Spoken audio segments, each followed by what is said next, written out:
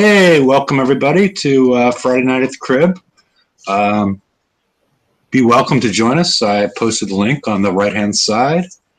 A couple days ago, we assumed we'd just be talking about DXP weekend, and then out of nowhere, they seem to change everybody's FM.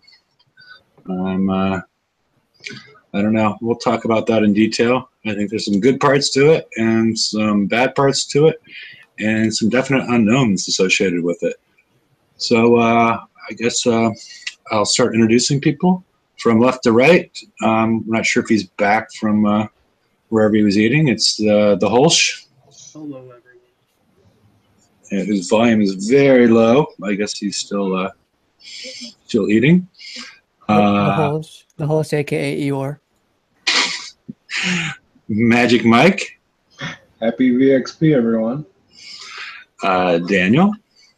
Hi, everyone. Two Doors. Science. And our late joiner, Toxic. G'day, guys. How we doing? Toxic today. Good morning. And this is Hefe. So I guess everybody's gone through the FM and all the information that's been given to us as far as the changes that we're expecting to occur. Personally, I like the process that they've changed it to, which it's going to allow people to, in theory, catch up faster if they want to, and go through the 300 and some specials it's required to get to the newer relevant technology and get tokens.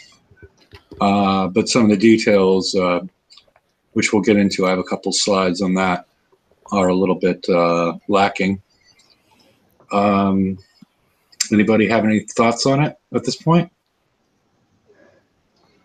I mean, they did say the numbers aren't final, but looking at the numbers as they are now and doing the math as it stands right now with what we know, it's looking really bad for the top end players. And in addition, they're also changing the target at the top, the current 113, and the target that most people were using to get to the lower tiers, that is the 88.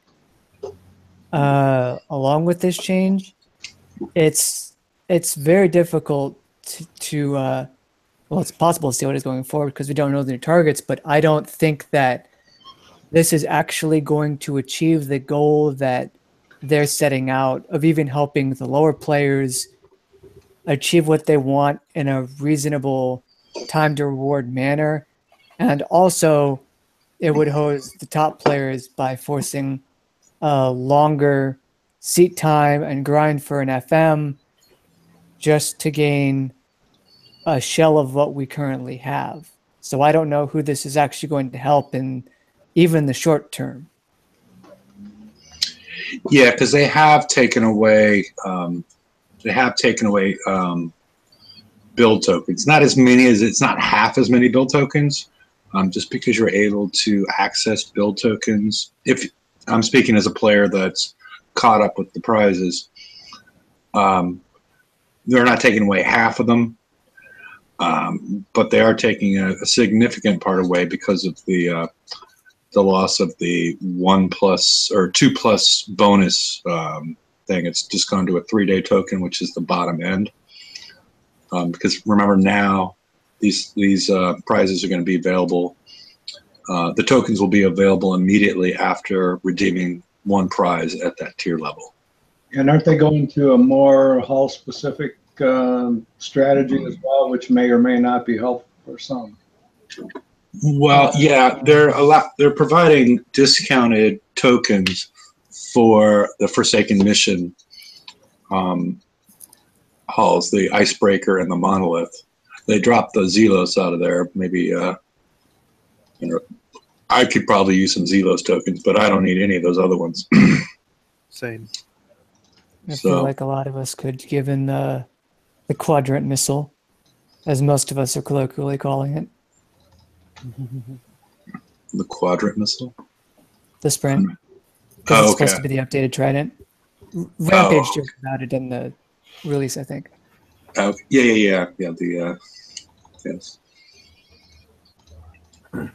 So I can show. Let me see. Let me move some things around here, and I'll just show some quick slides as far as. Basically, what they told us is that we would be getting the same amount of prizes for this, hitting the same number of targets. We still have no information. We still have no information on the difficulty of the new targets, but we have got their points value, which increased significantly, while none of the other ones really did. So let me share my screen. And basically, what I've done here is I've just put some slides together of what I would claim as somebody that's completed the FM, and what I would need to claim, and then we'll get to the costs. I mean, it's all the same stuff.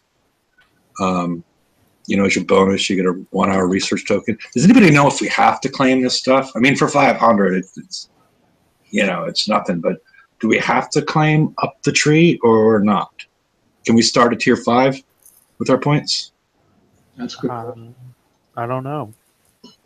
Well, do we know how many points we get for each round? For each target? Oh, we get unlimited points as long as you keep on hitting. The only thing limiting you is the number of prizes that you can claim. Yeah, but if you hit one target, 1/115, how many points do you get? We'll get to that. It's like 275. 275, yeah. We'll get to that one. But the ones in red are just the ones that I would claim. So I can come up with a total as far as the experience of a player that does have everything. Because it's going to be quite a bit different for a player that doesn't have anything, because they can go through here if they get enough points, claim all the tier 1, all the tier 2, all the tier 3, all the tiers if they get enough points. And so at tier 4, I'm making the assumption that they'll add something new in there, and I'll have to claim that. I'm using counter missile extender as a proxy for whatever is going to be released in the future, and that's what I'm also going to be doing on tier 5. So I'm taking both of those and getting the ship build token, and then at tier 5, again, I'm using explosive plate 6 as a proxy, and what we see is the 115. We get 275K. The items I highlighted, which would normally be what I would get through with 2 run-throughs of the FM, it would require over 11 of the 115s, while previously with the 113s, I could get them, I would have excess points after 7 of them. So I just wanted to get that out of the way, and I will stop screen sharing, and we're having to hit more targets. yeah, yes, To gain fewer things. More seat time. Mm-hmm. or more repair What it time. says- What it says is once you've redeemed a prize from that pool, or if you have previously redeemed all prizes in the prize pool, you have access to the tokens associated with that pool. So if there's 2 new items, you only have to, looks like here, you only have to redeem 1, and then you can get the tokens. That's what I'm reading. But you can only get 1 2-day token and 1 3-day token. Yeah, And you can only now, redeem, yeah. we can get 2 of each in the same amount of time. Yeah, Yeah, what he was that's- asking before was if you have to redeem all the prizes. It just says if you've already redeemed, you can go straight to it.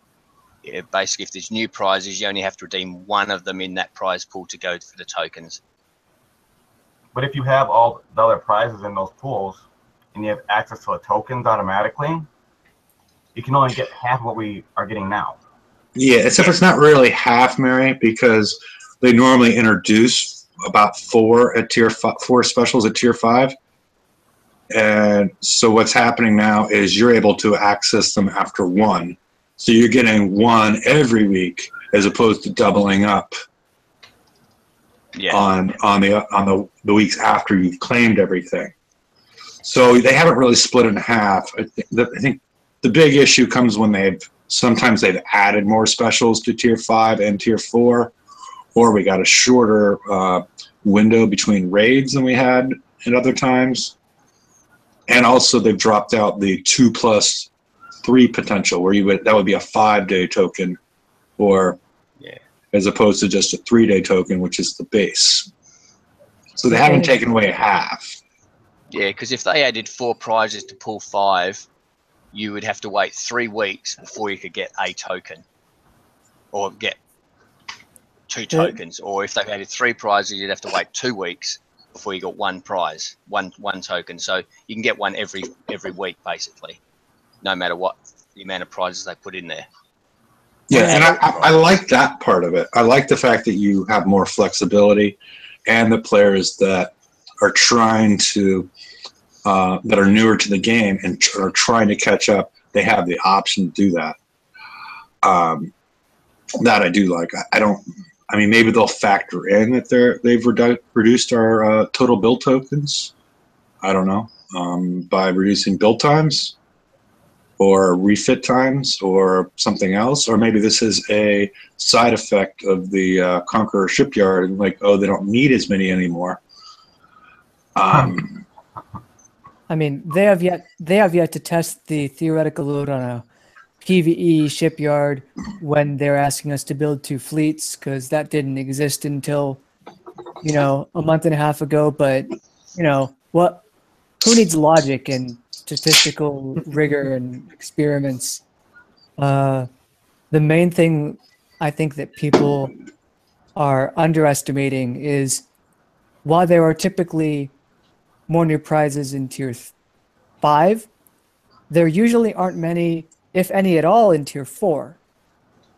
So whereas you'd have to wait, and you'd still get 3 rotations of tokens in tier 5 then, and you still do now, assuming like 3 prizes. At the second rotation of second week you get 1, and then the last week you get both, so that's 3. And here you'll get 3, 1 every time. It's just a 3-day instead of a potential 5-day. But the thing is, because there's only 1 prize in tier 4, you'd get 5 2 days from tier 4, or 6 if they didn't add any. And now you're only getting 3 there, so that's a penalty. It's not even an RG-based penalty. It's just a flat-out penalty. And you can get 1 on the first week, but you could do that in the past too, unless they somehow put 2 new prizes in tier 4 FM, which is very rare to occur. So there's a penalty there too. There. And normally you'd think this would be okay if the people that were actually, meant to get help with this would be able to do it. I asked the question, let me see if I can find it. Oh, come on, Facebook messengers, why haven't you updated? Okay, about 9 million from an 88 is what I'm told. So 1 will get you to tier 3, 6 will get you to tier 4. The 88 replacement is 25,000, which won't even get you, I think, a single prize in tier 3. You got to go through 2, and you got to go through 10 for tier 4, with 9 or 10, which isn't the worst thing in the world, I guess. So in there, it's infinite resets with an inflation cost. For tier 3, it's about double the targets that you'd usually do, and for tier 4, it's only a little more expensive. So in theory, this might help the people that are wanting to spam tier 3 over and over. Although what's interesting is they can still just claim 1 prize and then go straight to the token. So I'm wondering how much the spammability would matter anyway, because you just do it effectively twice and you get your token and then you're set. It's really nice, but if you're just breaking into tier 4 for the first time, I highly doubt you have the tech to be able to do what, 700,000 to be able to get that token. About 600,000, let's say. Yeah, and I'm just curious if how easy, how the target is tuned for both of the potential hulls, the icebreaker and the monolith, because previously the 103 was more tuned for the icebreaker, and they haven't increased the points on that, and it's going to be, I can take a look at the slide again, but it seems like it would take you a really, really long time to, let's see, 103 is only worth 70,000. What's 3 million? It's about the same as it is now, with a ratio of 113 points to 103 points. The 103 isn't changing or shouldn't be changing. The 113 we know for a fact is. That's becoming the 115. Okay. Oh, okay. So the 103, I never hit the 103. So they've increased the points for that as well. Not really. It's still about a quarter of what a 113 is, and it was 50 million to tier 4, right? 50 million to tier 4. Yes. So 2 of the 103s would get you to tier 4. Now you need 4. Not even 3 will get you that, because that's 210,000, and the lowest cost in tier 4 is 225. And if you want the token, it's going to take you 5 103s to get that. The target that is staying at the same difficulty, by the way, that people almost never hit, because it was far more efficient in terms of points to repair time, and probably even points to seat time. Just do the 113, but that's going away.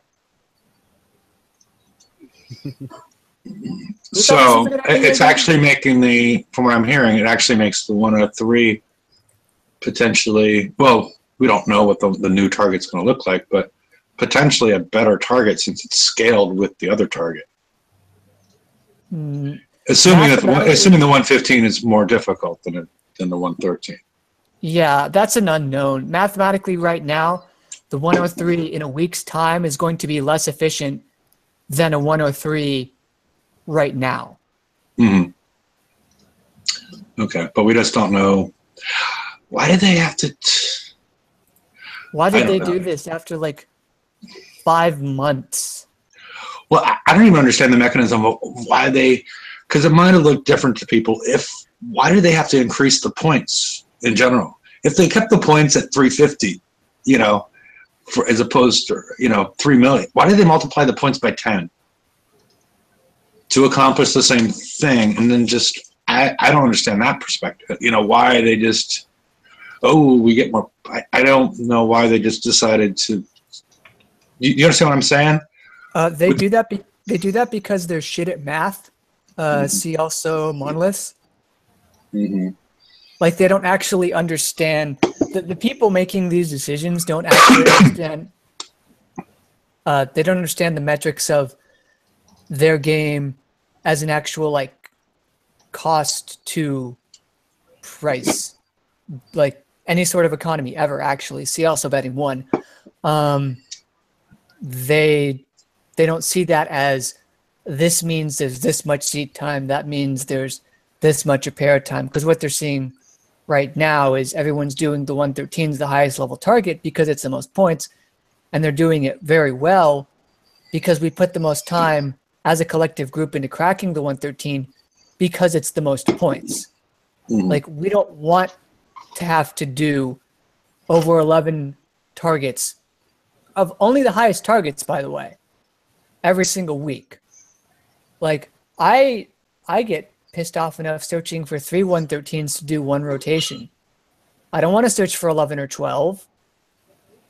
Like, put them in the campaign towers if that's what you want. Or skew the algorithm 80-20 towards 115s once we've all cracked them. Yeah.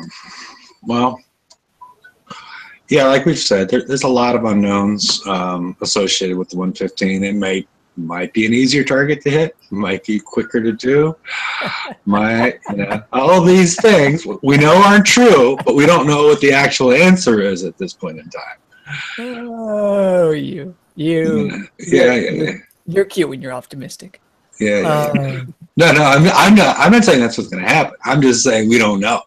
I mean, it is possible. It is possible. There's always. I don't think it's going to happen. Oh no! I definitely don't think it's going to happen. I'm just saying our speculation is purely speculation at this point. I mean, because if nothing else, go ahead, Doxer. I was gonna say, yeah, you know that if you got a deck of cards, it's and you shuffle it in a certain way. Let's say you got it from the smallest to the highest. You keep shoveling it, so you will get back to the way you started. There's a possibility of that. Oh yeah. You could have. Yeah. If you shuffle them enough times, yeah, you will get back to the same order you were in before. Yeah, it takes like I don't know, 15,000 billion years, but it will happen. Mm-hmm. And it'll be the same with Kixeye. That there's a possibility. It's to the advantage to us. Yeah. The other thing I find upsetting is is the potential that it's going to require people to refit their fleets at this point, which I don't particularly like. I mean, I especially think they're targeting your fleet, Toxic. That's what I thought too. Yeah. Yeah, and it's like, for the people that don't have that, like, what have we even gotten in escalation? We've gotten SB4 and ST4 from the Tech Up, and that's really about it. Like, there's nothing. And you can't count the sprint missile because we have to actually do those targets to get the sprint missile. If we need the sprint missile to do well in those targets, they've failed at the basic premise of, like, target design. But when has that stopped? When has that stopped Kix from releasing and something? Daniel throws it down with the alley-oop. Thank you, Daniel. I mean, I think the targets are going to be harder, if nothing else, because, as strange as this is to say, the level on the new targets is higher than that of the old targets. And at some level, that is to differentiate it from the old targets so that you're not just walking into an 88 thinking it's the same 88 you've always faced. But the level has increased. And while Kix has no concept of how well a player's level is relative to their power, they've usually been able to do a pretty good job with that in NPC targets. Okay, maybe not. The 103 is actually harder than the 113 right now. Never mind. Sorry. Not with icebreakers. Well, nah. That's another annoying and terrifying feature that icebreakers would do better than monoliths in the 115. The 89, it's sort of okay. Yeah, I really hope it's not one of these where you actually have to run the gamut, because those ones just, for a daily, for a chore, that can go wrong for all sorts of reasons,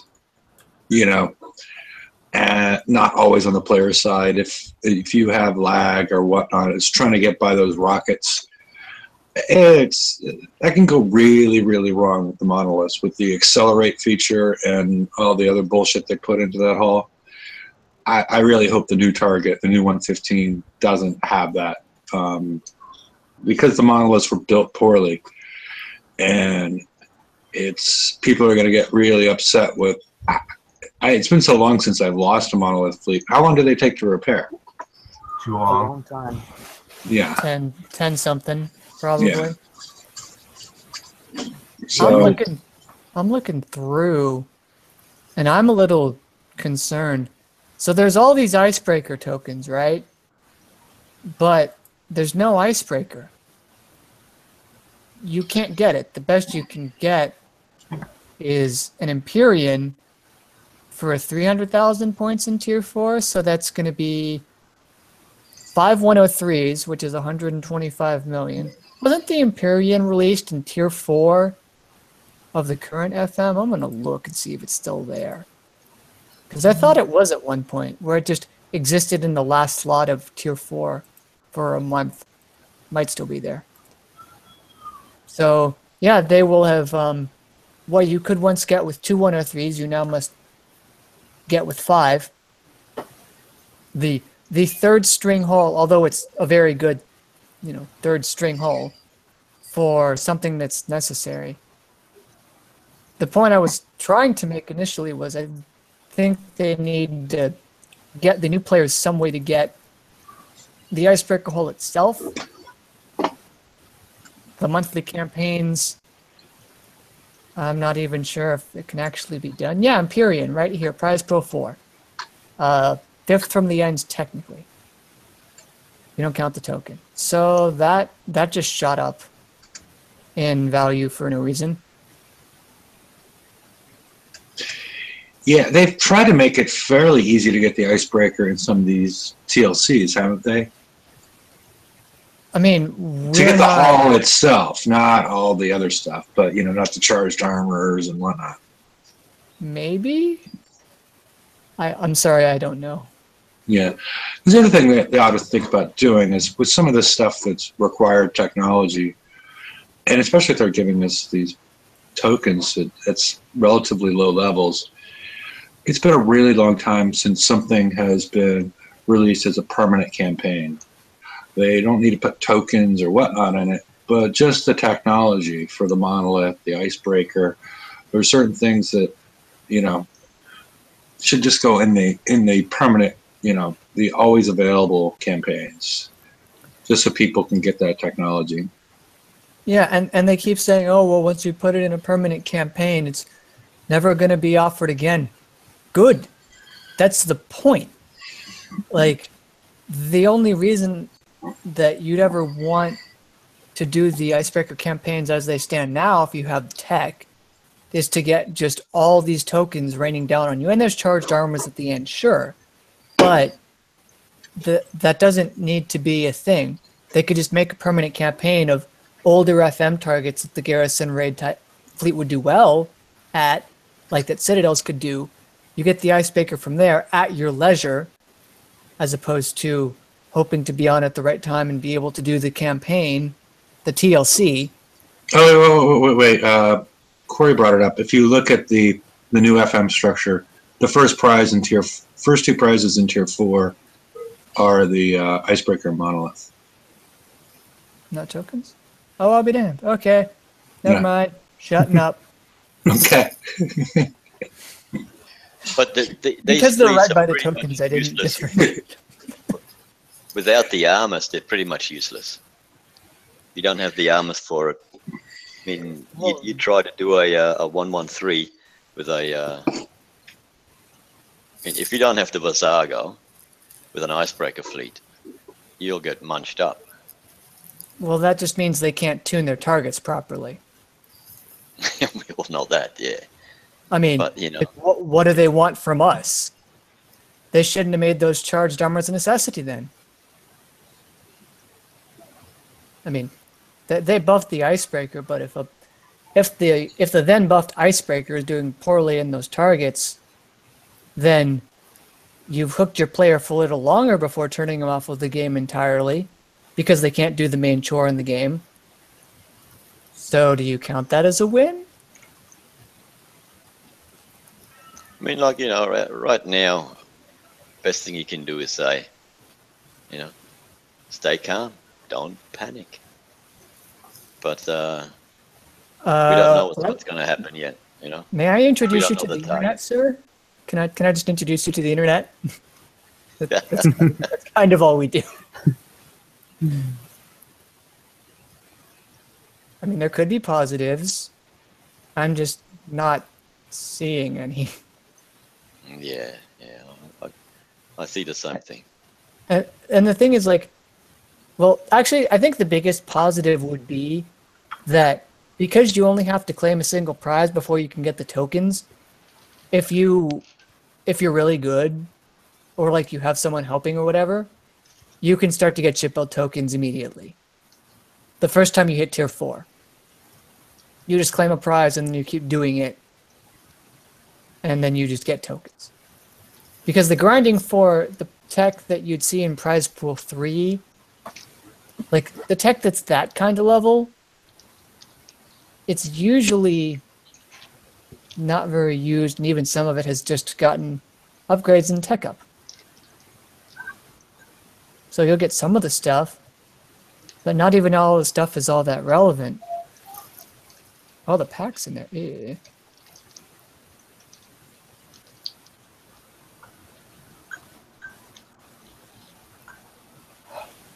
So there's, I mean, grinding works, but to a far lower extent than you might think. SS5, Blades trash. LCS is good. Phalanx 4 is really good. Charon's okay. I mean, someone else can talk. I don't want to read down this whole price list. So, the new counter missile, the new Trident, whatever it's called, I forgot right offhand, but how is that compared to the, how is that compared to the Trident?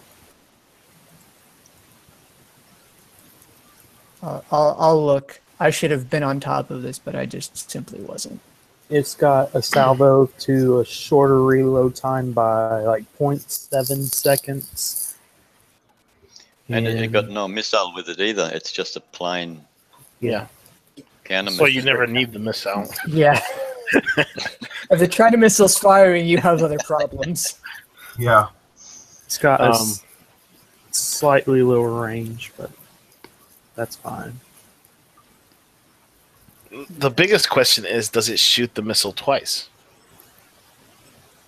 Does it shoot the missiles multiple times like the duality? Well, it's off the waist double, doesn't it? I don't think so. Pretty Yeah, heavy. weight's doubled. I don't think it would. I feel like the duality is the only thing that would shoot it multiple times. Does the Trident shoot at the same thing twice? It only has a salvo No. of one, so So it probably would never get a reload to figure it out.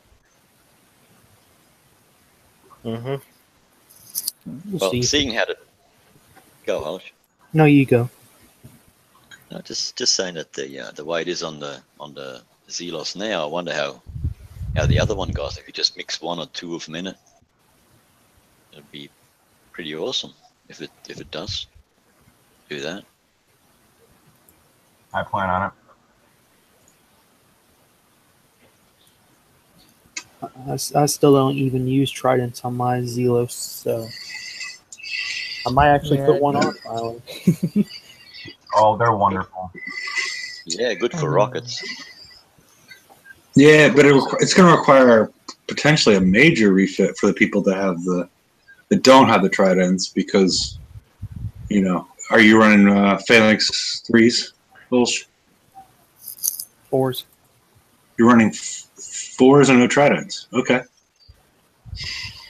All right. I'm running 3 and no tridents. So, okay. Because of that thing that we figured out some after show months ago. If you recall that. As it deals with the duality countermeasures. Oh yeah, I really the only time that I get hit by a missile in that target is whenever I get hit by the cold snaps and it takes off my little accuracy ring, and then the missiles will not get hit by the countermeasures. Other than that, they get shot down every time. Okay. I'm minorly annoyed and confused as to how the cold snap missile turns off the duality. Probably Well, it turns off the accuracy ring, which that accuracy ring is something. But that's a field of effect. Yeah, and it's only The 5%. duality countermeasure is a weapon built in on the ship. that 5% is not 5%. I can tell you that. It's got some wonky stuff about it. Well, yeah, but one of these is an aura and one of these is not. And I understand it turning off the aura. That's what a cold snap does. I just am annoyed that it turns off a duality countermeasure that is a built-in function on the ship that doesn't seem to have anything to do with. I don't think it turns off the duality though. That's what we're saying. It turns off the field, and The field is what has the 5%. It's not the duality countermeasure. This is what you're trying to say, right? Yeah. Yeah. But I had a run through where I didn't get hit by a single missile, and then I make a mistake and get hit with a cold snap, and then all of a sudden, like 2 or 3 missiles come through and hit me. And I don't see my duality firing. Well, I can't tell it's my duality because there's mortars coming in, and the anti-mortar and the duality have the same particle effect when they shoot. So I can't be 100% sure, but I don't know what else it could be. It's the accuracy ring. Yeah, and I'm If a 5% accuracy buff misses that twice in a row, then yeah, that's not 5%. Yeah, 50. that's what. Yeah, so it's something is very off with it because I tried testing it one time and it just crazy results. I don't know. yeah. If this was a negotiator, Scald reload isn't 75% either. You know, maybe it's the same thing as that. could be.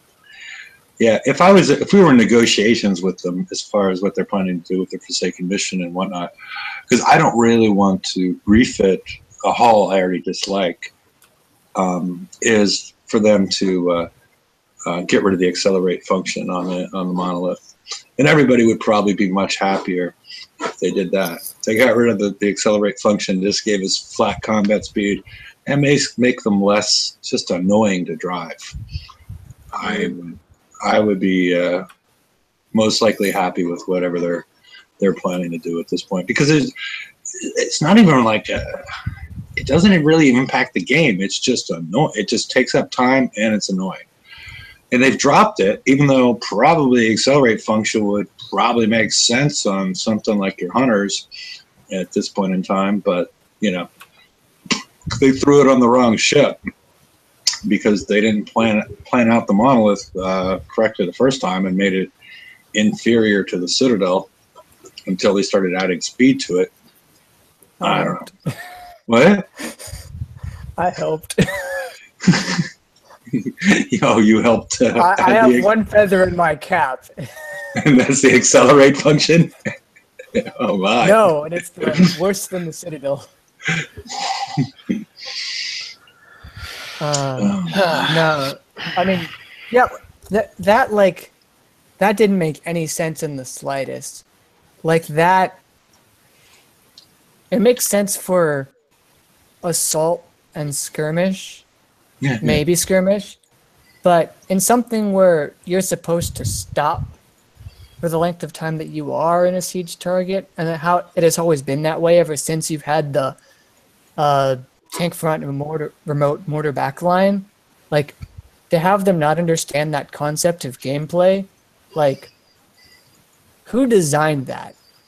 Like some poor high school senior came into Kixeye one day and thought it would be cool to make ships go faster and put it in. Like that happened. It's not that poor high school senior's fault, but it just didn't match up with the rest of the game. Like, that's all I can think of. Yeah, it was... Yeah, I didn't understand it at all. Hey, Renato. Hey, guys. Can you hear me? Yep. Good. Cool. Sounds like you need to put some furniture in that room, but we can hear you. Yeah. No, we were just going through the FM and all the potential issues and side effects. I don't know. Do you have anything? Because I don't know. Unless you got anything, I think we're sort of, without knowing what the new targets look like, I think we're sort of, at this point, probably beating a dead horse. Yeah. I think just it's safe to assume the 115 it's going to be as big as the 113. And that automatically means more seat time to do FM to get less. That's all I have to say. Yay. I love doing more to get less. Wait, the other one. Yeah, because basically it's basically you need to hit 50% more targets than previously to get a slightly less return. And I like the spirit, right? It's true, you know, so players who are behind can catch up. That's a great idea, but the execution, oh my God. But you guys already beaten that horse to death. So yeah.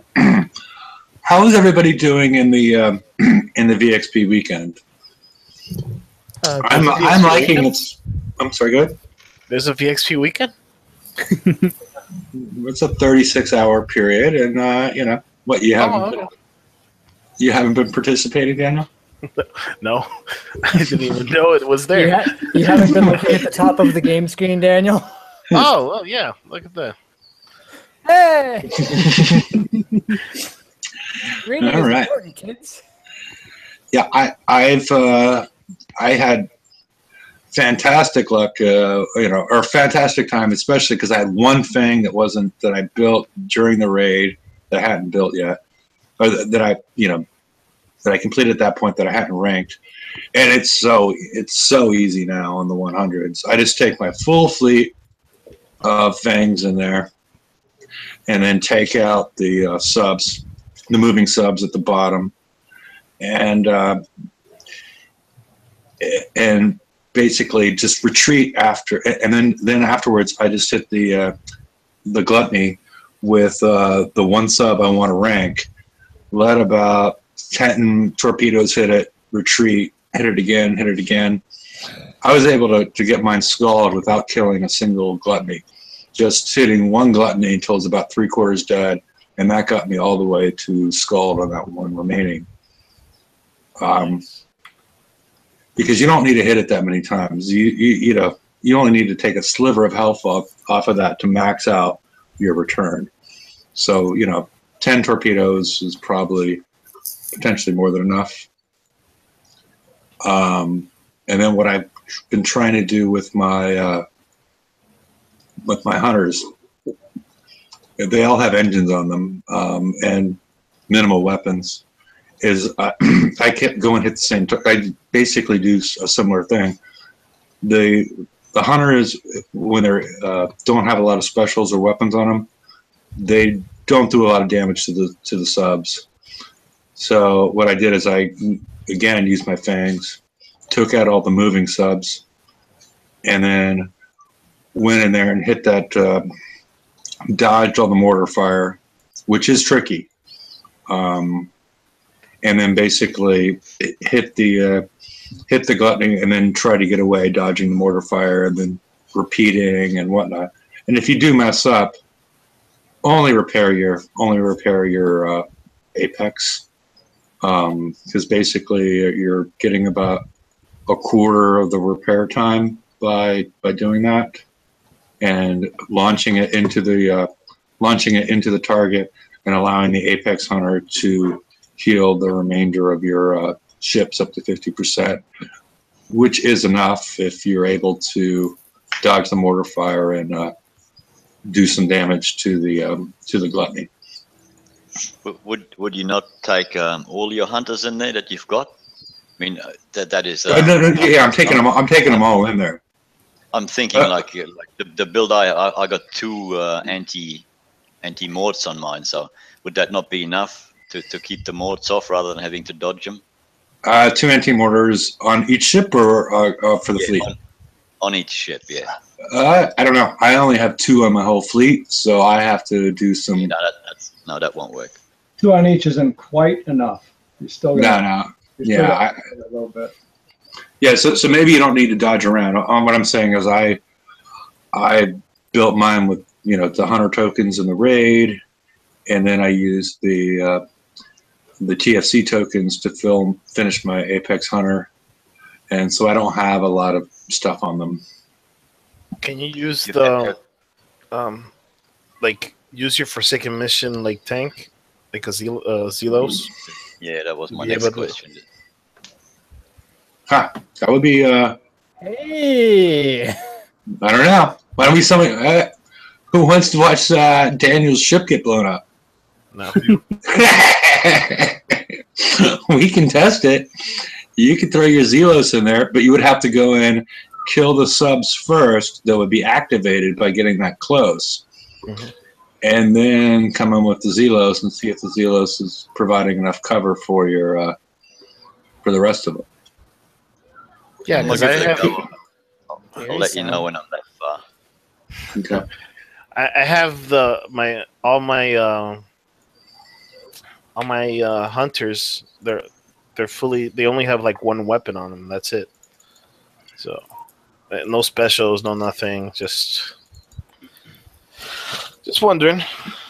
Yeah, but if you go in there and use your fangs to take out the subs that would get triggered, you could try that out, and that might be a great idea. Well, that's what I just did. Mine aren't fully loaded. I'm getting ready to go find out what I got. I took my Okay. things in, killed the subs, went in with a full fleet of 4 hunters and the flag. And if it will let me in my base, I'll tell you what I got. There we go. My hunters killed 1 glut and only got 2,800 VXP, and that's without a crew. Wait, hunters with the apex? Hunters with the apex. Okay, that's why. Why? Because the apex has so much more armor. Not enough. Yeah, you're not going to max that out. I mean, I'm not comparing it to the last auto hull we got flagship wise. It's like second class in my opinion. What? So you're saying We'll still need it though. Gluts? Kill more gluts or take the apex out? Yeah, I think I'm gonna, because I got some VXP already from tokens. I have 1 weapon on each of the, well, each of everything. I have all 5, but I'm probably just gonna go Zelos plus normal hunters in. After my fangs clean out the submerged stuff, take out gluts. When one gets gold, I swap them out and go in with the apex and see what that does. It's gonna be a lot harder, but I think we'll be okay. There's skirmish, there's general skirmish class VXP tokens, and there's general skirmish class build tokens. So do not forget those. Yeah, and it would be interesting if anybody had any of the original builds for the gluttonies, the countermeasure gluttony. I do. I've got one. Yeah, because that might make things easier, since it wouldn't actually get targeted. Well, now it wouldn't because it surfaces. Never mind.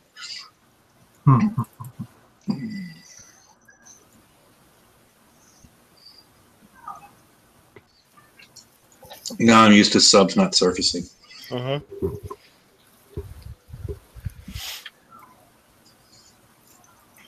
These are the siege targets staying on the map most of the time? Because I haven't seen them disappear like they usually do. I've seen them blow up. So I don't know. I think I've been doing them for about an hour now. They haven't blown up yet, so I don't know.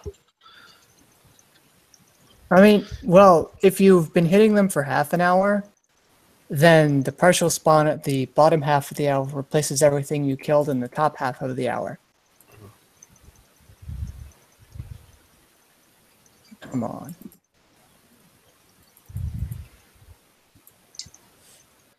There we go. And top glut. Yeah, so that they're still there. I think everything is spawning as normal. Yeah, I have noticed that with after the first bounty and the problems that occurred in Siege, it basically forces me only to hit the 103s. Does anybody else run into that? Because before I would, like click and kill 52s, but now I'm taking like 10 hours of damage on those. but the 103s is either instant repair or like 28 to 30 minutes of damage if I fuck up. Well, if you don't have the right crew, the 103 is you have to have the Fearless Blitzers. But still, there's still times you'll miss one of the long ranges or you'll get too close. I'm saying, a lot of times I'll take 0 damage, but I do 99s all the time. All the time. All day. They're my favorite. Okay. Yeah, but the lower ones, like the 50, some of the lower ones that have more of the animation, I'm taking crazy amount of damage. I can do the 99s less reliably for no damage, but I guess it's I don't think it's your internet. We talked about it before. I don't think it's your internet connection. I think it's more likely the performance of your CPU. It's the graphics card. Yeah, I said graphics card to Larry, and he's like, "This is all 2D. It's not your graphics card. It's your CPU." Does that make sense to you? I don't know. I mean, graphic cards don't do only 3D as far as I know. Okay. Yeah, I brought that up to him, and he's, I said graphics card, and he said CPU, and I wasn't going to fight with him on it. I have an 8-core, and I have the same issue, so it's not the CPU either. No, it's not. Okay. And I say that because when I play that on my laptop that doesn't have a dedicated graphics card, it sucks like big time. If I play on the desktop here that has a very good graphics card, then there's no problem. So I'm no techie specialist on that kind of stuff, but to me, the only difference is the graphics card. Okay. All righty. Yeah, because I have, like the 52 is a world of hurt on my laptop. Yeah, I like the 99, and the only way I take damage on the 99 is if I don't pinch the main turret. I mean, if I pinch it, it's a damage-free run 100% of the time. Mm-hmm. Yeah, I don't really ever get hit by the main turret. More my issue is lag when they what is it, the quad islands pop up. Yeah, you got to get used to it. It's something. It's definitely something you get used to. You get used to the lag. Just you learn to react to the lag. You're right. Yeah, you learn to react to it. You factor the lag in your reaction pretty much. Mm-hmm. So what about the graphics card? Is it onboard memory? Oh, speed. That I don't know. But I mean, all I'm comparing is like a laptop without a dedicated card and a desktop with one. Right. With similar specs otherwise. Yeah, 'cause I get a lot of lag too, and I can't say I have a top end. I have a lot of RAM in the machine, but only 4 gig on the graphics card, and I'm not sure what level that is. And I can get through the 52, but I have the same problem that Hefe does. There's a lot of lag in it. Mm-hmm. Oh, do you guys have Cannoneers or Ironcuts? Yeah, Cannoneers. So why the 52 and not the 99? Because I find the 99 so easy to do. Because the 52 was just so easy. It was just like click, click, click. And before the first bounty, and then it changed. Then it became, it was like ridiculously easy. You just click the map like 3 or 4 places, and you were done. You could watch the TV. You could spend most of the time watching the TV while you're doing it. Mm-hmm. The point of comparison is all that I tried with 52. I usually hit the 81s. I don't like the 81s. I get confused on that one. I don't know why. It's something on my brain doesn't work with the 81. Yeah, I have that one figured out, and usually can do that one for nothing. But yeah. Yeah, I should probably, when I try to hit those targets, I should probably stop using dual monitor. I drive a secondary monitor off my laptop, so I should probably stop doing that. And when I'm hitting those targets, and just run off the laptop and not run a second monitor. But in theory, if there's nothing there in the second monitor going on, it's really not taking any cycles. Well, I'm watching porn in the other one. Yeah, that's a problem. yeah. put porn in the tablet. I found Okay. that worked really well. Yeah, okay. Or I'll, or I'll take, or I'll stream it to the smart TV, which is in the distance. They're all Not on the possible. laptop. Oh, okay. That also takes away my video card, or if I'm streaming to the TV. I don't know. Is it a Chromecast kind of stream? Then I don't know. Well, have you ever seen like the YouTube one, like Watch on TV? There's porn on YouTube. What? Well, you could also get it on Pornhub, I think.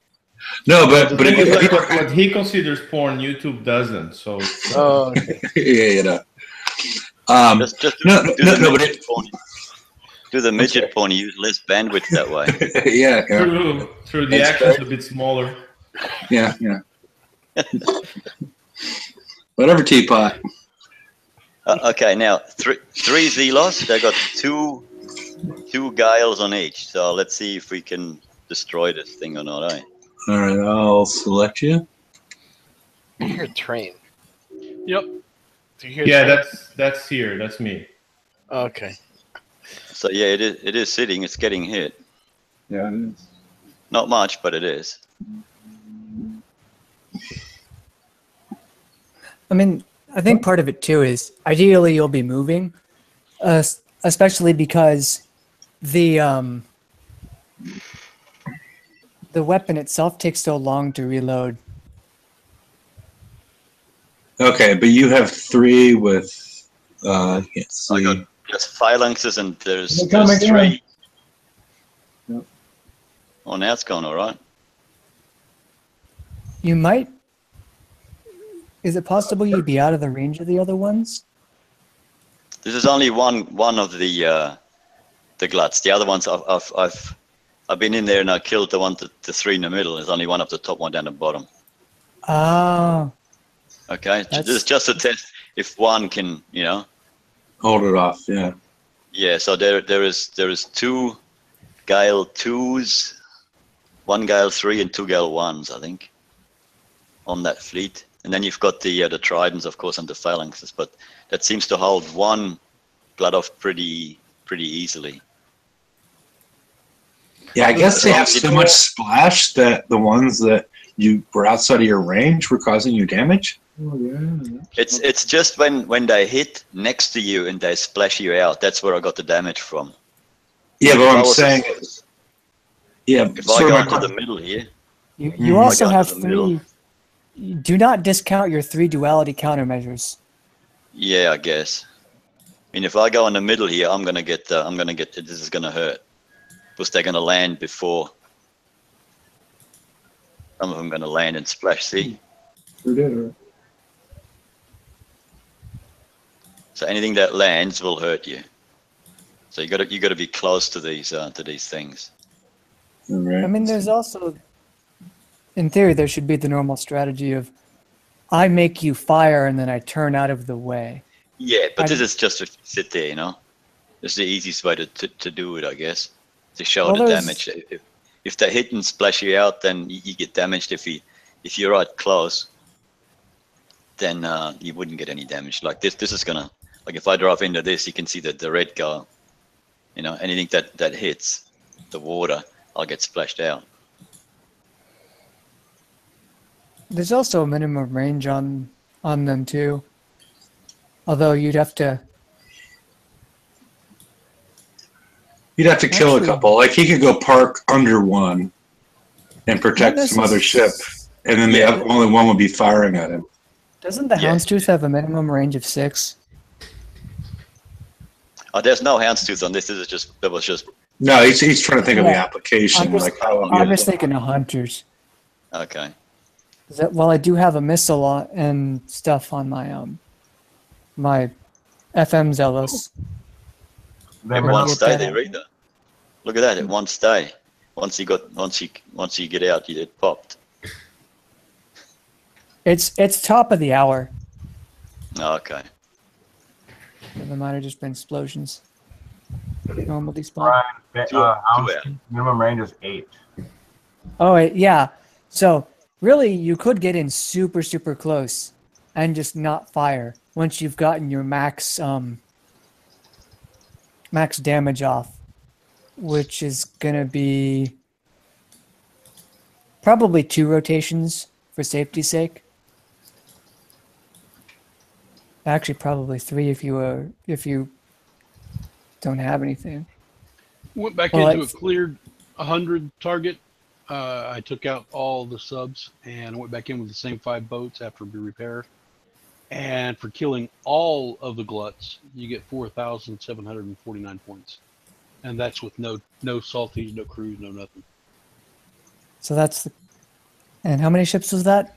5, including the flag.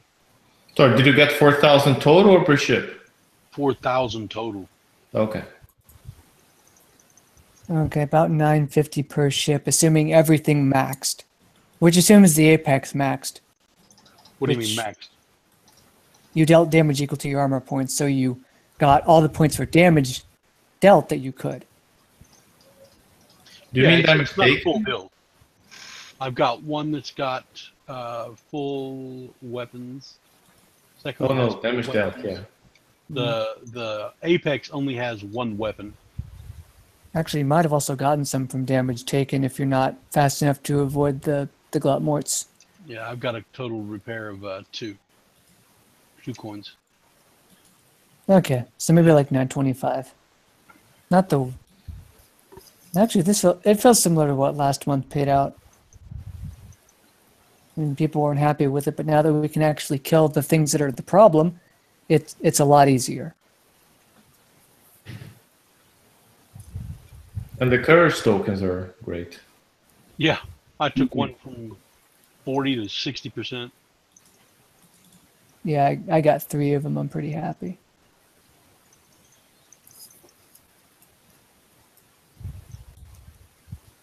Now, one thing I noticed, and it's just my OCD, but I noticed since last raid cycle, when you finish the target and you kill the target, they still have health in their health bar.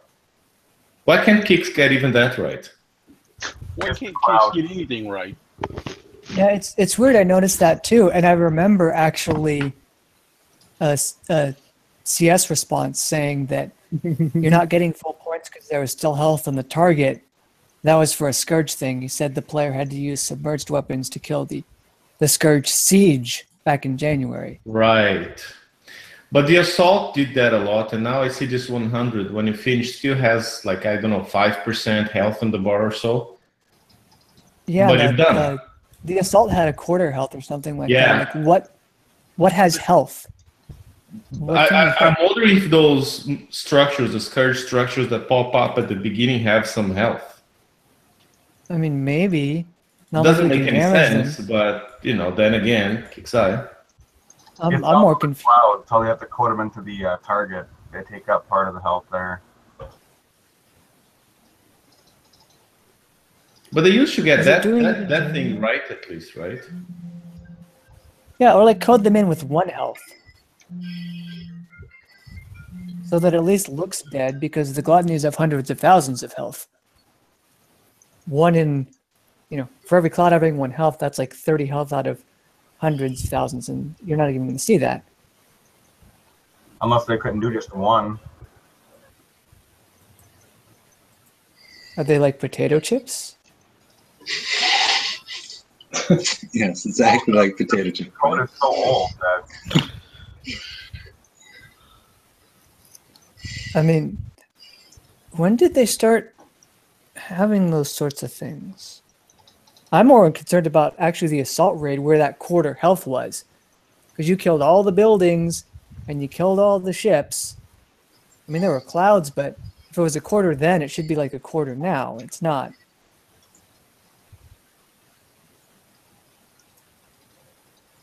well, it's in relation to everything else in the target. These targets have a lot more in them than the assault did. So, but do they like fix a value? Does every target have like 1,000,000 health? And if the ships and buildings is only 750,000, then it still shows a quarter of it left when you win? I don't think quite to that exact specifications, but probably along those lines, just because of the coding, and the code is just it's like when you run cabling in a business for your network, and you don't take out the old lines, you just keep building onto it and onto it. It's one of those things where it's a problem and it creeps up, and they're having a hard time getting rid of it.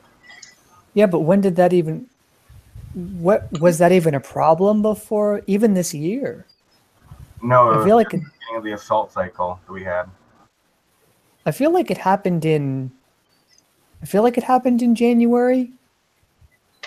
Or maybe that was just the lack of points thing, and that's one of their excuses. But I know in the last raid cycle it was prominent, but the only thing that changed was the clouds. So maybe when the clouds leave, the health will be fully gone. Oh, so the clouds have some sort of damage value? Is that what you're assuming? Maybe. Or some armor value? I don't know. Well, yeah, because they damage you when you drive into them. They take away from your charge pool if you have charged on, and if not, they just take away your health. Well, yeah, but like the game assigns a health value to those clouds, even though we can't damage them. Exactly. We don't think we can damage them. Cloudbusters. Who are you gonna call? Yeah, got it. So we need to take our Ferox's Fury in and drive through and deal him 24,000 damage a second. There you go. Or it's another damage type. Who knows? But you can't. That'd be actually pretty funny if we killed a corrosive cloud with a corrosive field. Try it. Can't I don't though. have a Ferox's Fury. I don't want to build one. Conquer ship, so you can't enter target. VXP ones you can. Let's go. Yeah, VXP, Oh, yeah. that's true. Come on, do it, Holsh. I don't have it. Okay. Why not? That took too long to build. And it only lasted for a couple weeks, right? Mm-hmm. Yeah. What's that? The Now you have your Ferox's Fury. conquest. Now you have your conquest yard. You could go and build that Yeah. and just use all your titanium. I don't have Oh, yeah, it. yeah. Speaking of which, how much titanium are they charged? How does the titanium charge work on the Conquest Yard? Does anybody know? You just get allotted a certain amount of titanium. I think it was 10,000 or 15,000 to build a sloth, and then you get your other resources taken out as well. Okay, so it's like every time you refit, like every time it enters, I'm not you sure. get a I just- charge? The Okay. first thing I did was build a sloth, and that's what it cost me. I think it was 10 or 15,000 titanium plus the Okay. resources. Yeah, Okay. I don't know about refitting. I still got 12 hours to go before I can refit it. Okay. Yeah, I'm just curious how that works. Mine's way in the future. I was just curious if it was strategically, this might be one where you're better off putting in a long build as opposed to, my strategy of trying to keep my builds, if possible, to within a 24-hour window in case things change or, whatnot. Sorry, told a lie. I Okay. had 10,000. Cost 21,600 for a sloth. I'm sharing the screen now. Okay. So it sounds like it adjusts based on what you're actually doing with, or either that or it's just a really random number. Yeah, I mean, try another hull. What are we going to try? Incinerator, Maybe it's 10,000 a day. 21,600 the same. Yeah, that would make sense. Try putting weapons and stuff on. Okay, I'm going to go back to the sloth.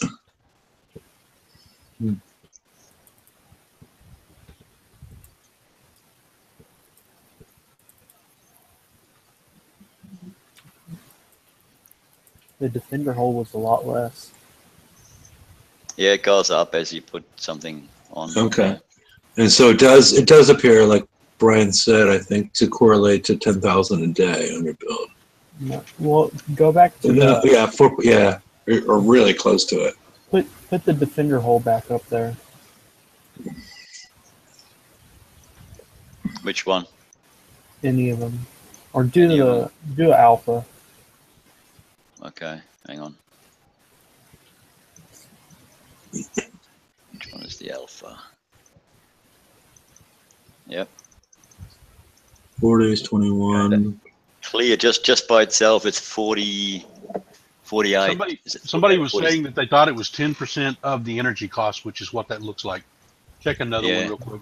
Oh. 48,600. Yeah. Check another boat real quick, please. Yeah. Select Carl. Yeah. Get a Fury. Yeah. 21,600. of the Yeah. energy cost. Yeah. Interesting. I'd read that somewhere. That's odd. Yeah, it doesn't really make sense in the, you know. But yeah, I guess that's the way they chose to do it. Okay, check it by putting Pick weapons something. on. See if it changes again.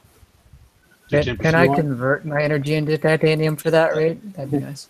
Just You put wanna know any what this weapon on, means? doesn't care. Our Yeah. next It goes conqueror. up. Yeah, it Yeah, changes we a little bit based off that. So the base Yeah. price is 10% of your energy, then whatever the weapon is. Yeah, which then sort of goes a little bit out of whack. Yep. It's not. It's a little bit more than what the energy is. Yeah. That means our new conqueror and defender hulls are going to cost a lot of resources there. Click, and still keep going up. Yeah, it goes up as you add specials. I'm just clicking anything here. I'm not building. Well, yeah. anything. But I mean, And but then like the we said, ammo. the base was 10% of the energy for the hull only.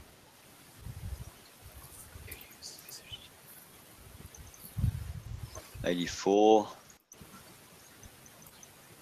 Oh, armors don't seem to. Oh yeah, they do.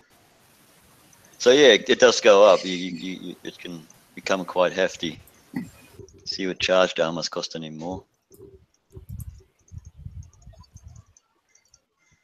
I can't put any charged armors on that. Okay, fair enough. Yeah, so that's a good one, eh? So you might as well have a good warehouse full of Titanicals. Well, So- I mean, the simple thing would be one small weapon and a hull built in your conquest yard, and then do refits in your regular yard. Yeah, guess that would work. If titanium's that tough. I mean, it's not really, is it? It's just another chore. Yeah, it's a chore. I mean, I wish they brought back the Legion Assault Forces, which made it. I was autoing those like all the time because you know that was the best way to get resources, and you also got titanium. You know, for 3 seconds of damage, but they're gone now. You can hit the 45s, take very little damage almost instant, and fill up with res and get 1,500 titanium. Okay.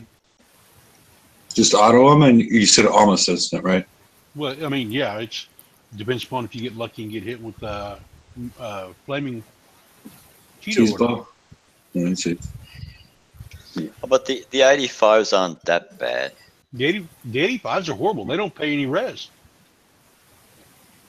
Yeah, I don't know. Not care about rest, just titanium. They get 25,000 titanium. Yeah. So I just want to get my Conqueror tokens up. That's all I want. That's all I care about. Not worry about res. Yeah, and I've run into problems where I don't like you can't retreat from those targets. I don't know why you can't retreat from those targets. Yeah, it doesn't make sense, and it could have, because I've accidentally hit them because they've been stacked on top of something else, and there I am 15 minutes later, waiting to get out.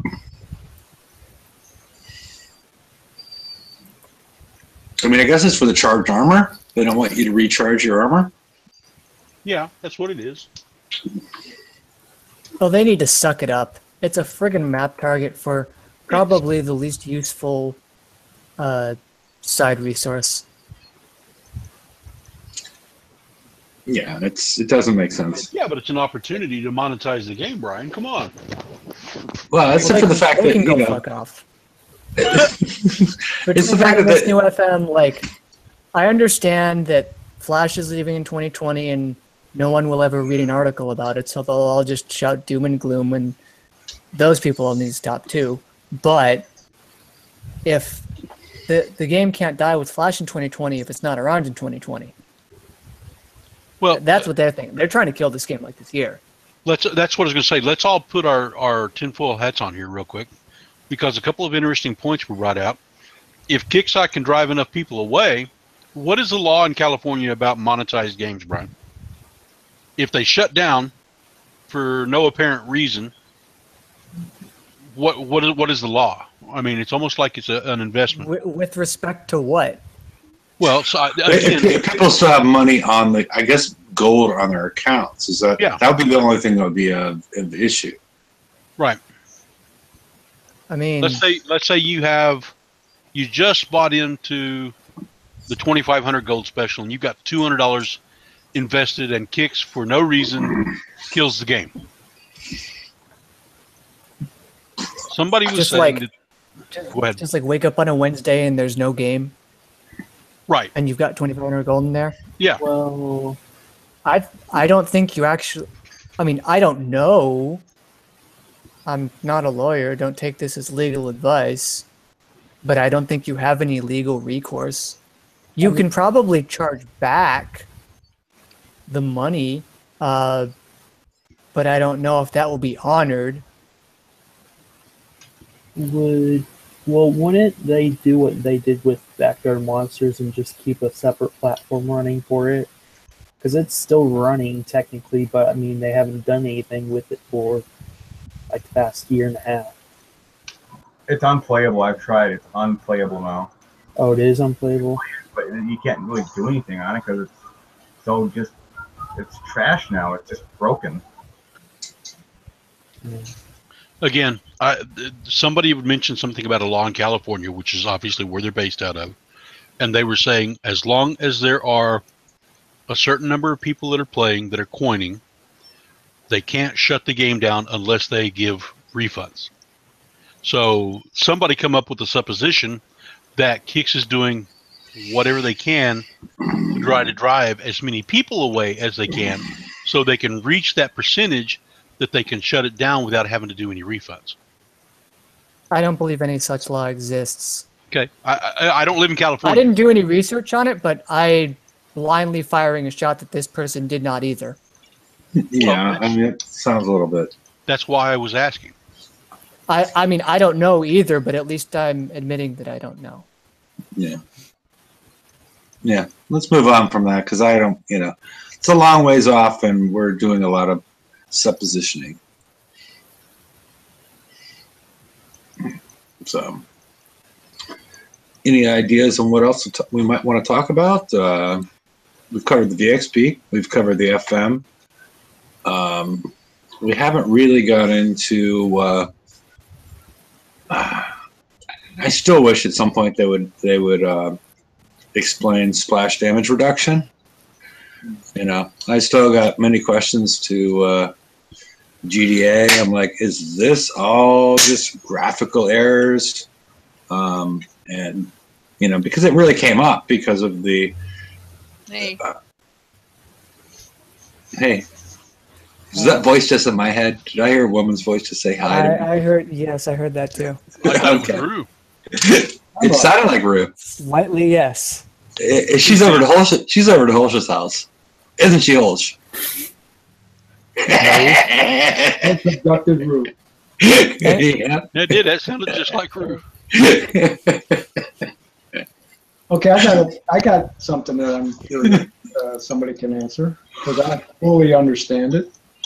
And maybe there's two things. And one is the storms damage thing. If your torpedo hits them while the shield is up, you take a small amount of unblockable damage for every hit. But it's negligible. I mean, I don't even care. I don't try to avoid the shield. So you don't worry about because I got maybe it was that long range torpedo then because I hit one and something got me for an hour and a half on 4 fang tooth and it was just one hit. That was probably a short range torpedo. Yeah, no, if it's just the thorns from those ships, I mean, I don't give a damn about them. I just hit them, shield or no shield. Okay, Because I did a test myself one time, and I didn't fully understand. I went and just hit one of those and got out, and it was only 14 seconds. But I didn't know. Exactly.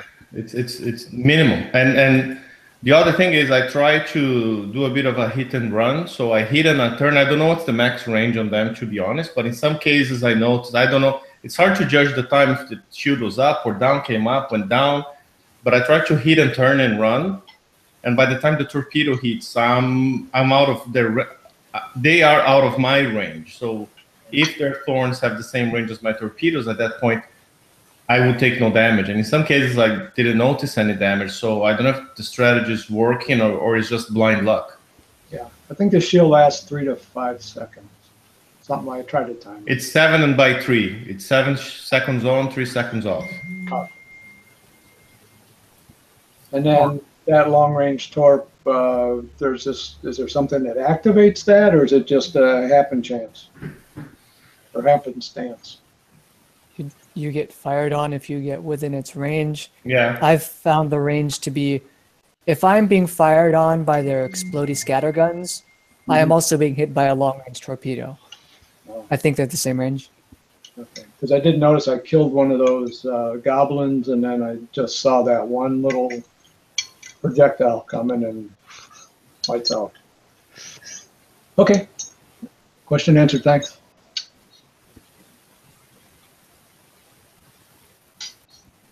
I'm liking the Defender VXP in these things. Man, I just hit 4 targets while talking to you guys, and I got 59,000 VXP on my 5 fangs from 4 targets with the regular salty, and I got 4 tokens, and my courage went from 0 rank to 72%. Cool. Yeah, like easy. Okay, now how do you get those tokens? What do you need to do? You gotta kill the 100. You gotta be the one who kills it. If you just damage and leaves, you don't get them. If I found one that was pre-damaged already, just the gluts left. I killed them. I got the token. So there is you definitely get a token, or it is a chance to get a token. Definitely get one. You definitely get one.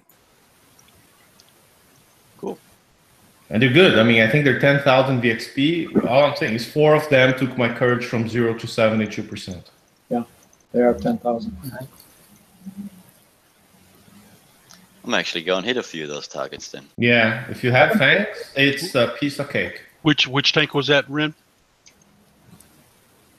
Which target? Oh, the 100 by the relay towers. Okay.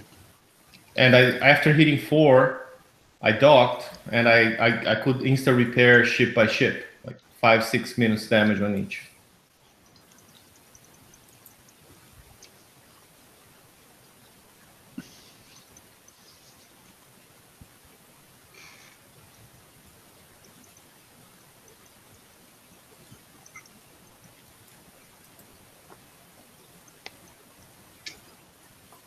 Hey, I'm back. You guys been silent for a while?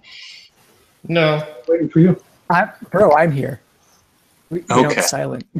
All right. I had to go get another beer, and then I came back, and everything was quiet. You just timed well. Okay, I gotta breathe. very good. I gotta breathe sometimes, man. I'm sorry. But I was trying to bring up earlier the splash dispersion, splash damage reduction. It appears to have been going on so long in the game that it's just a graphical error, similar to what was going on with the weapon-on-weapon damage bonuses that you get if you have, or weapon damage bonuses like the torpedoes and the throwers. But You it mean the appears, display being incorrect? yeah, a graphical error. Yeah. I mean, but that's the only source of information that we get, and it's a little bit unfair for people that are trying to figure out the best way to build something, and they're not giving us, I don't consider that like something that you go and figure out. It should be something that should be stated in the game clearly. And And again, you shouldn't need a math degree to play a game, right? And the whole splash dispersion is just like Of course, it's a resistance. It can go past 100, so you shouldn't just keep adding them up as it does. But that's what it does. Yeah, but they don't seem like they want to. They don't seem to be in a hurry to fix it. Yeah, no. You remember even the last raid cycle when we were talking about stun resistance in a similar manner? Yeah. How you put the plates on, that's not how it worked, and why is it this way, you should fix it, and they never did? Yeah. Yeah, because you can still add the right number of plates and get you over 100 stun resistance. That it's like, it's pathetic. These are key. It's not like it's a throwaway stat that's never used. Like, these are key, important decisions in our raid defenses. Yeah, but again, they don't put themselves in our shoes, Brian. I mean, they don't think, oh, the players, like Jefe said, that's their only source of information, so you got to display the right data. They don't see it like that. They just, just think it's like, oh, no, in battle servers it's actually working, so don't worry. It's just a display issue. Well, then we have to trust Kixeye, and that's usually something people don't want to do. Yeah, that's bad. Trusting Kixeye is bad. I think people wanted to do it at some point in time, but they just wasted that trust. I mean, we wanted to do it, and then they did everything wrong for long enough that people were just like, meh. Yeah, I mean, because one of the things they could do, and I've been suggesting it for a long time. Well, when I was able to post in the forums, but the idea that they have a sticky list of non-exploitable but bugs that are in the game that they're working on fixing, so people are aware of them. Don't keep on posting about them. Don't keep on talking about them. But that's a great idea. They should have a pinned post right at the top of general discussion. They're damn right. Yeah, and just let us know, okay, these things aren't working the way that we want them to, and we are working on them, but you should know this is the way it actually works before they can go and sort out the code and try to make it the way it's being represented. It won't impact the whole gaming, the whole community, because a lot of people aren't going to bother to read that stuff, but at least between the shows and, alliances and whatnot, at least the information can get out there that, because I'm assuming that the gluttony with all the, with 10 warplating 3s doesn't have 99.9% whatever splash resistance. Or the fact that the hunter doesn't have, if you have 5 hunters, you don't have 200% splash damage reduction. No, it's pretty high. It's in the high 90s, but of course it's not 200. Yeah. It's I have a table. I did a table for that thing. Yeah, pretty good, but it's not over 100. Yeah, I don't have that table open, but yeah, I do have a like 92.3%, something like that. Yeah. It's 92.9 or something like it. It's really high. Yeah. You're probably fine. And the explosive, I think, resistance is in the high. That's the one in the high 90s, like 98, 99. Yeah, it's 92.2 with 5 ships. I can't wait to see what my explosive resist is going to be on the Apex, because its base resists are much higher, and it gets the effect from the fields of all 5. Yeah. I expect at some point they're going to release a special, like combining explosive and concussive defense, and some people might want to refit at that point. I don't know if I would. I imagine that's going to be the escalation something. I think that's surprising this FM. I don't know. Yeah. Now, they said that. Since you brought up the FM word, now, who here thinks they'll likely start releasing prizes at very expensive price points? Because right now, the most expensive price in T5 is 1.2 million. But the new system opens up the possibility that they can release a prize that they deem to be super cool, and instead of putting on a TLC, they put in there for 3 million points. There's nothing now preventing them from doing that, as DFM is not a fixed point event anymore. Yeah. I mean, yeah, I think it opens the think they're going to do it, and I think that's going to piss people off, and I think they're going to not necessarily care. Just straight up no faith. Yeah, and I'm just saying, even if it's something you don't want, you want the token, and the token is going to be behind redeeming a new prize a week if you don't have them all. Eventually, so if they put something stupid in there for 3 million points, you have to get it if you want to keep playing.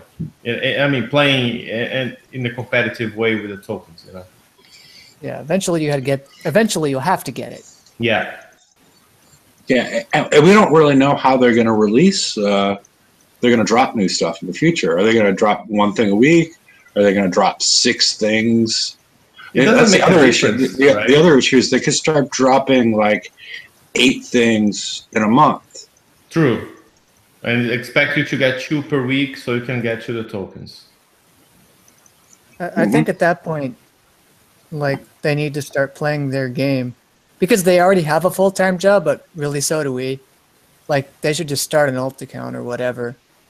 And whatever. I know Rampage plays the game, Rakan plays the game, GDA plays the game. Yeah, like try to have them get to a competitive level. If they use gold, without funny money. Well, even if they did use gold, I think they should track that. And just see how many hours they've saved and how much money that is. And then, you know, try that at low times. I mean, yeah, using their own money would be the best barometer, but it wouldn't be the first time.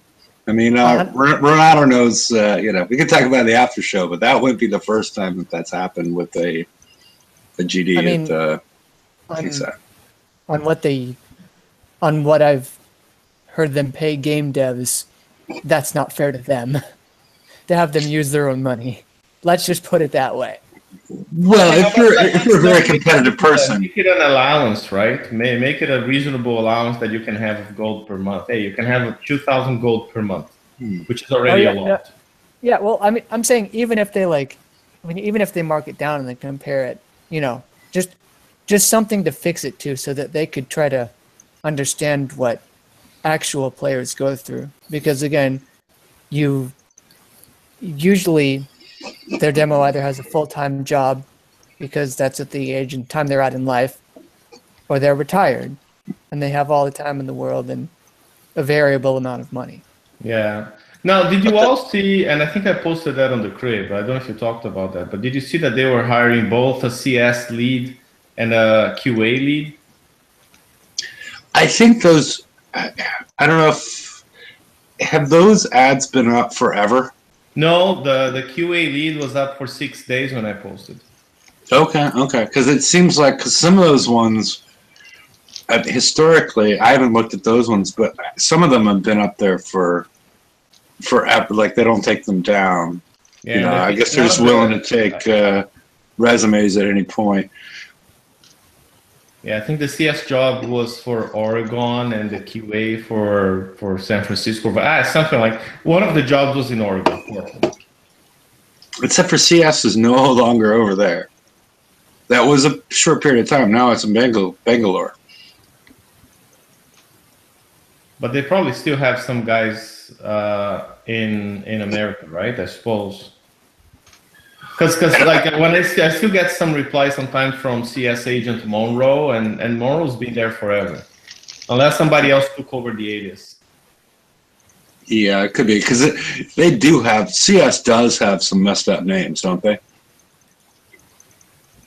At least the people that I interact with, it's like nobody in the world really actually has that name, but you know.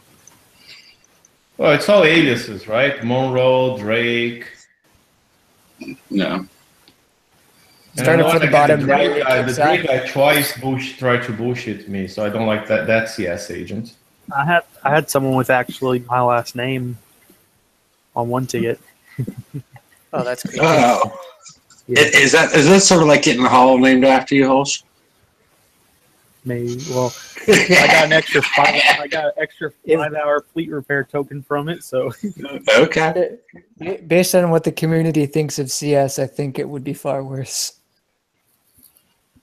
But I mean, the CS lead, that makes some sense. I mean, the replies are just inconsistent across. Oh, shut up, pop up.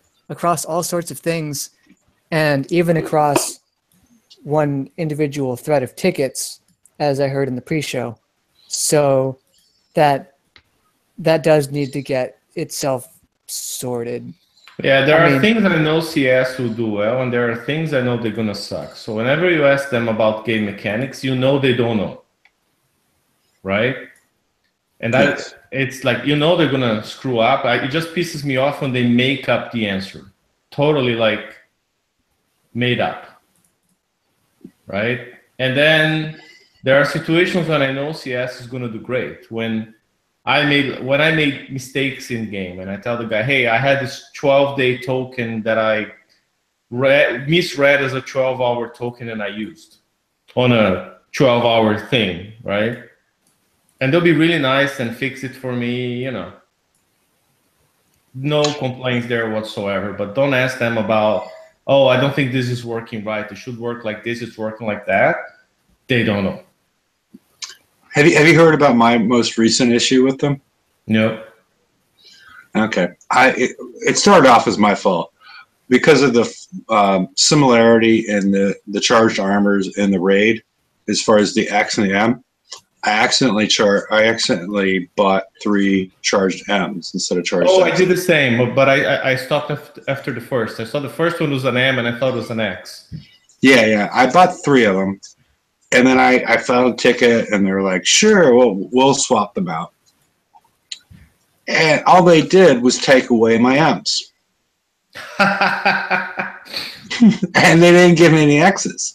And then they keep on trying to explain, because I know how many I had, and we gave them to you. I'm like, and it's all conflicting. It's quite angering at this point, as far as the way that they're doing this. It's like even their information they're providing me is conflicting, because it's like they act like I've coined, and like I've coined all these armors so that they somehow disappeared out of their, they should be able to look back and see all the ones I got and what they actually did at that point in time. So I'm a little bit miffed, because I know what I'm doing, and they're acting like I'm lying to them, trying to get charged armors out of them. That's not what I'm doing. I'm just trying to, I'd be happy at this point just to get my M's back, because they'll eventually be useful. But they just took away 3 charged M's, didn't swap them out, just took them away. I would have been much happier if they said, screw you messed up. But that's not, not what happened. They took them away, and now I'm like, now I'm screwed as far as, That's it? No, that's it? No solution, no appealing, nothing?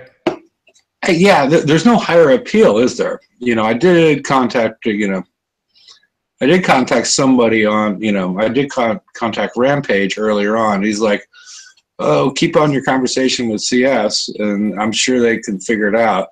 I haven't talked to them after they've come to this solution, because what I was waiting for was a response prior to redemption wearing out, or timing out. And so I had to go and buy more M armors after, I did it like half an hour before redemption, where, the redemption period ended. And more M or more X? More X, because I only, I had claimed 2 after I made the mistake.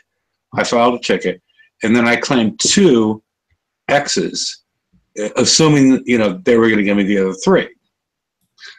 And then I still had a day into the raid, and they're like, okay, well, we're going to we'll swap them out. That's all good. So they took away my 3 M's, didn't give me the X's. And then I'm like, that's this, you didn't give me my X's. And I'm like, because I need the X's to finish my builds for this raid cycle. And so I had to wait till like the last minute. So I didn't want to screw things up by claiming more. So I claimed 3 more to get my max, because I needed them. Because I didn't do some of the TLCs that would have gotten more of them.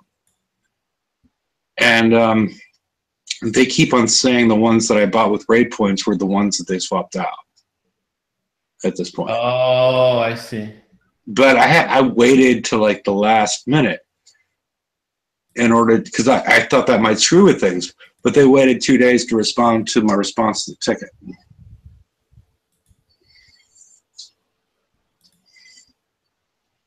Oh, and George, yes, I did explain that to them. Laird is not the sharpest tax. I'm sorry, George is in chat. So, now that we've, should we go to the after show? Yeah.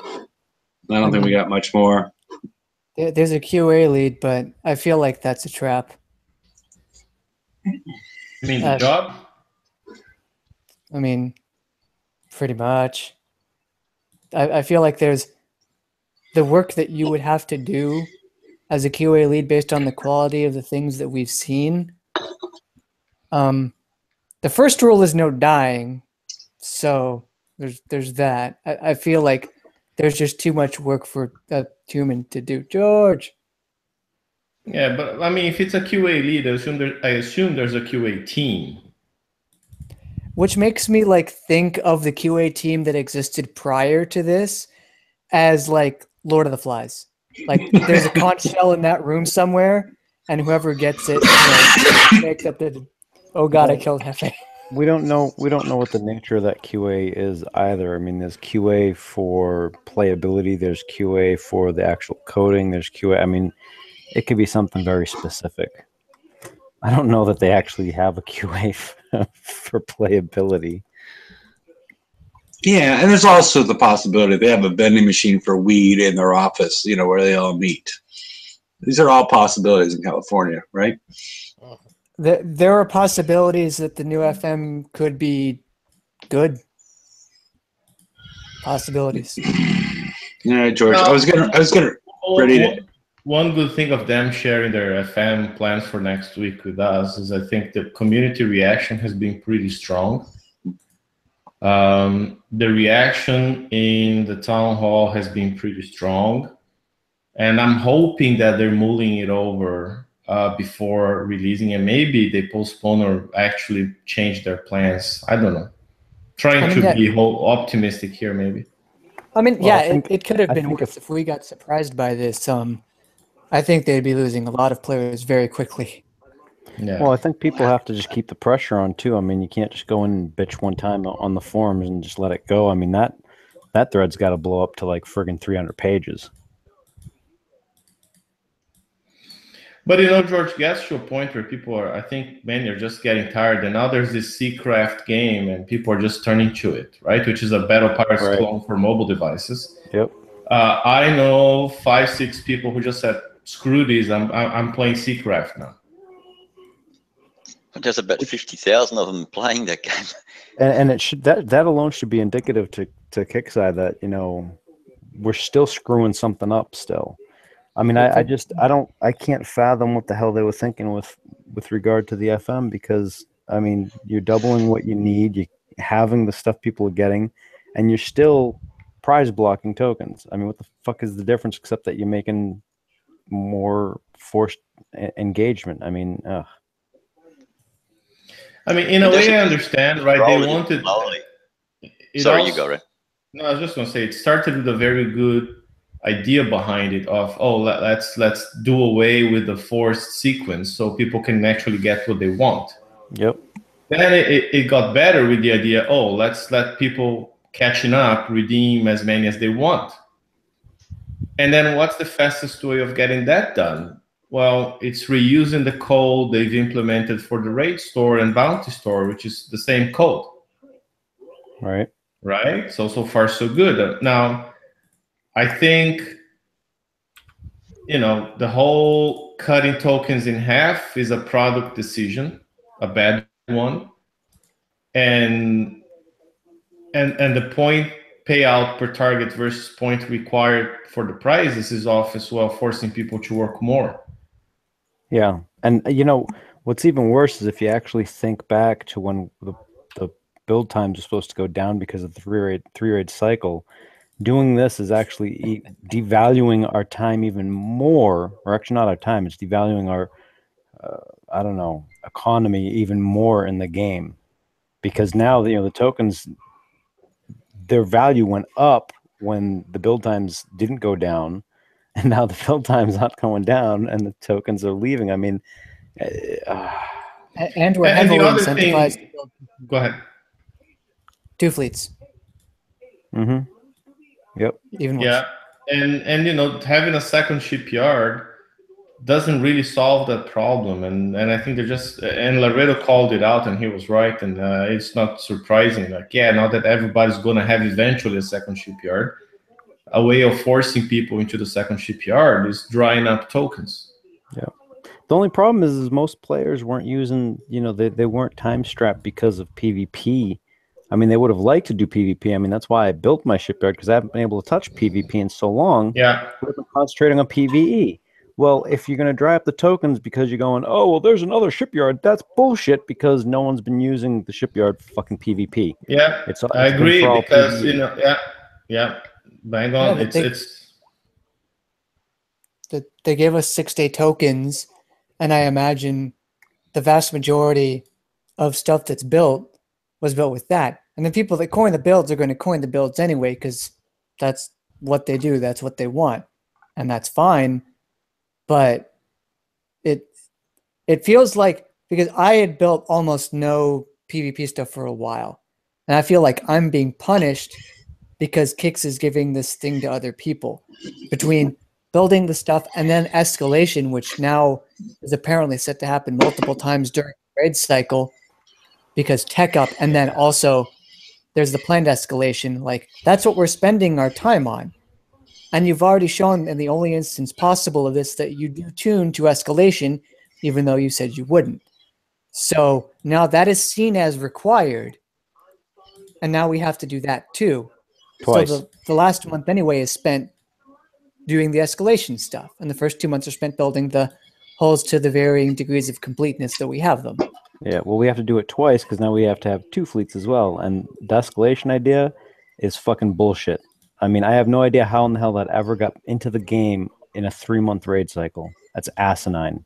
It'd be asinine in a 4-month raid cycle too, but what the I mean, the only way that it makes sense in my mind is it's not a penalty to take something off and then the full build time. The way it makes sense in my mind is it's an upgrade that you spend a day or two, upgrading a whole. Not per weapon. I'm just saying per ship. a week doing the escalation instead of friggin' 3. Yeah. And I'll tell you, the escalation pretty much came out. I mean, that's how I see that, right? My conclusion is that it came out because they kept running the same TLCs. And if you got the hull and the ship and the weapon and the whole combo, right, the special, and the first opportunity, now they keep running those TLCs every month, and you keep getting tokens and tokens and tokens and tokens. And like, okay, what do we do with that? And like, okay, let's offer escalation stuff. So people only getting the tech now, maybe we'll straightforward build with the new stuff. And people who got it first are going to spend those tokens, because I don't think they want us building up an inventory of tokens. Except that the tokens are all hull specific and it doesn't matter. Yeah. Oh yeah, but the escalation weapons are usually hull specific too, right? So like the Manus missile was for the Phoenix specifically, or the second, the Polistis UAV was Skyfire specific. And I had a whole bunch of Skyfire tokens, so I went away, and now my Skyfires run speed 6, siege battery 4, and the new UAV, and the UAV upgrade, and because I had tokens. I mean, I started building mine after the escalation stuff dropped because of that. Yeah, that's another option. If you don't get the combo as soon as it comes out, and you don't stockpile tokens every time the TLC runs, then there's not much sense refitting to the escalation weapons. It's better in some cases waiting if you're going to build a second fleet.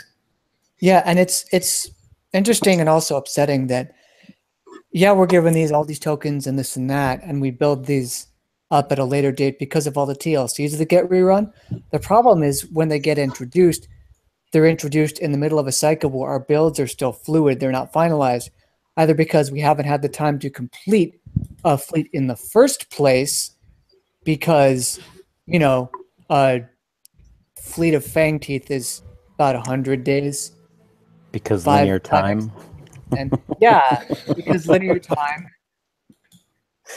I don't actually have a TARDIS, so You yeah, don't?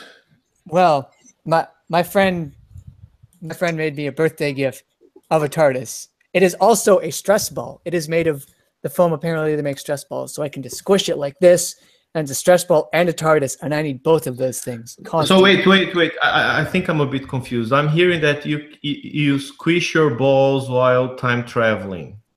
Did I get that right?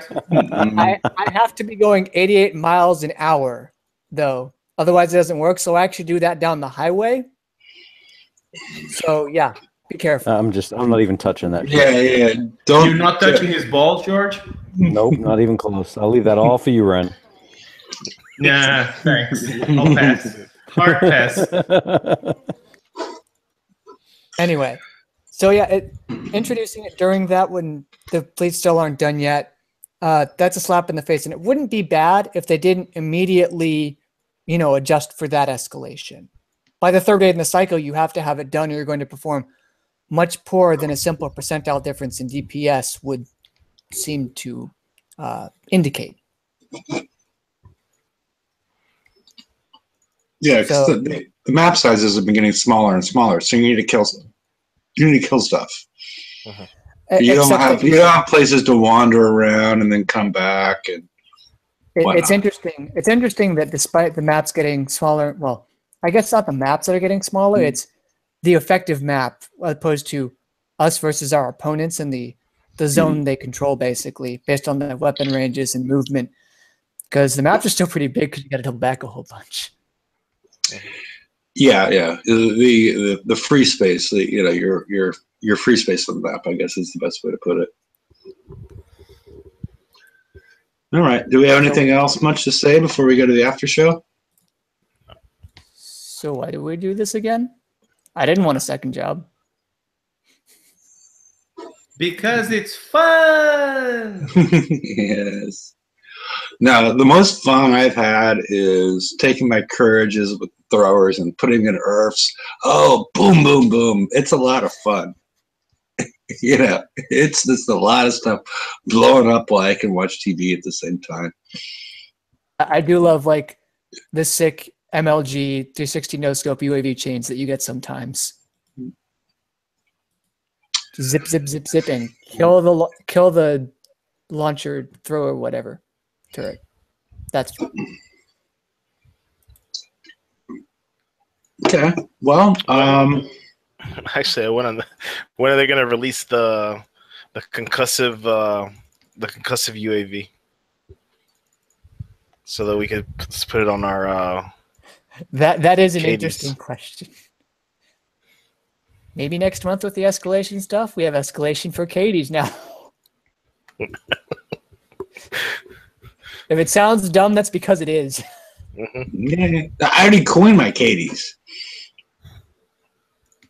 No, never mind. I don't even have a single shard for the Katie's. You're probably in the majority. Yeah, I don't have a single one either. All right. I'm almost there. I think I need 25 more. This is the Katy Perry, right? Okay. No, that's the skin. Yeah, it creates a wake. That's all I'm saying. It's 500 coin skin, and you actually just look like Left Shark. All right. Well, should we proceed to the after show? Okay. I guess that's a yes with the lack of responses. All right, everybody. I guess we'll see you all on Wednesday night. We're like the we're like the Postal Service. We're always there, rain or shine, always on Wednesday night, 7 p.m. Eastern. And have a good night. Good luck with the XP weekend, and I guess we'll have a little info at that point on what's going on with the targets, the 115, and what's happening with the FM. So it should be an interesting show, and I wish you all a great night. Night, everybody. Night, everyone. Everybody. Hasta luego.